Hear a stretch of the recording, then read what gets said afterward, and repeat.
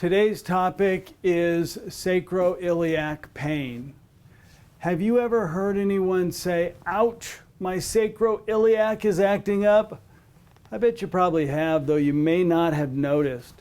It is actually terminology that is used very widely, and you've probably heard it in certain television shows and movies and did not even realize it.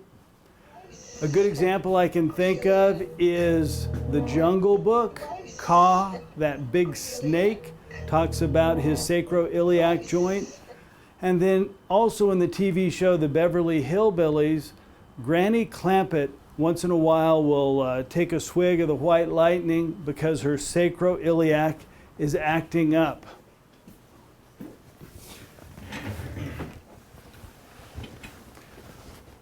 The sacroiliac joint is the largest joint in the pelvis, and it is also the largest joint in the axial skeleton.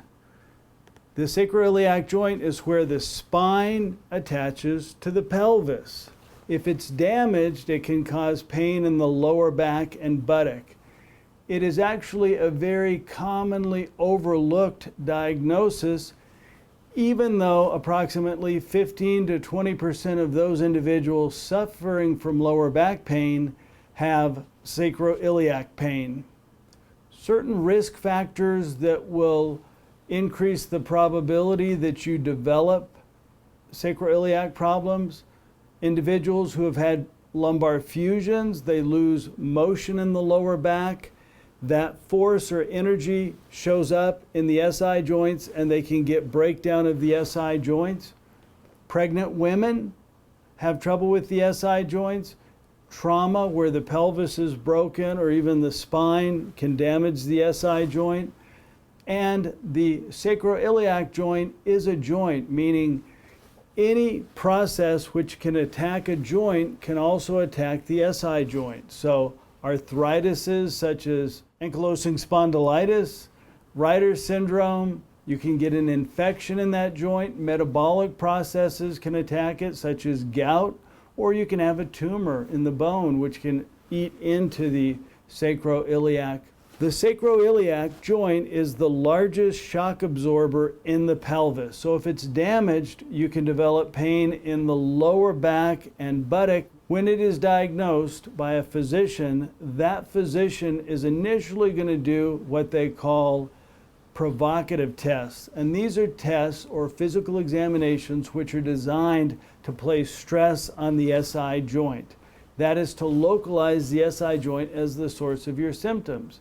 The physician will also use certain imaging techniques such as X-rays, which allow us to look at the SI joints, CT scans, which are more specific, X-rays, which allow us to see the SI joint in more detail, MRI studies, which allow us to see the SI joint, but also it allows us to see if there's edema, swelling, basically an active process going on that may indicate that is the source of the symptoms.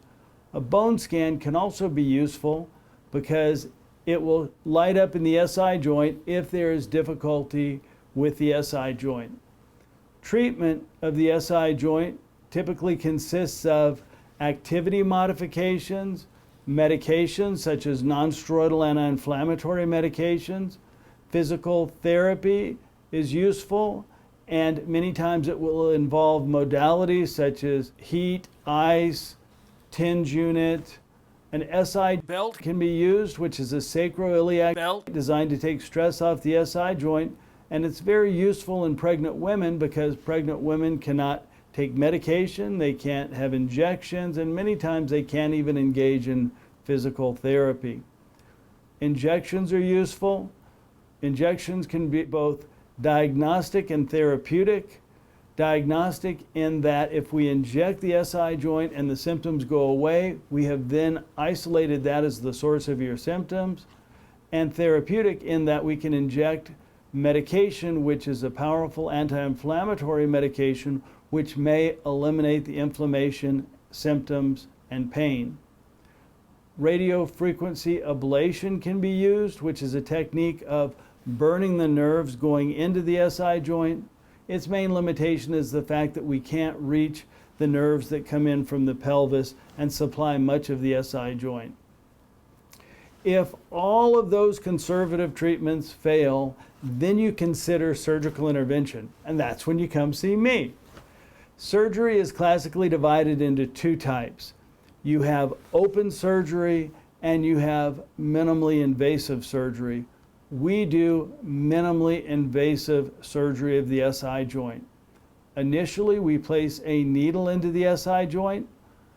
Over the needle, we drill large enough so that we can get a device into the SI joint, allowing us to inject a mixture of bankbone and stem cells.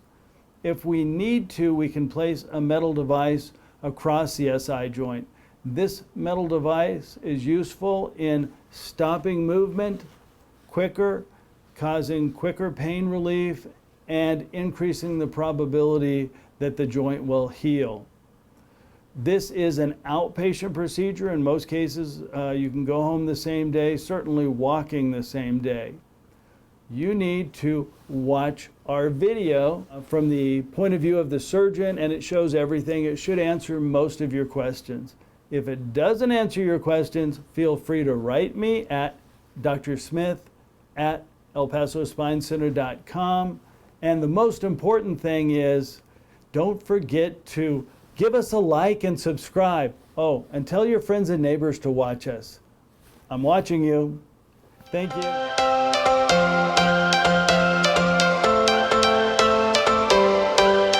Every change has a reason.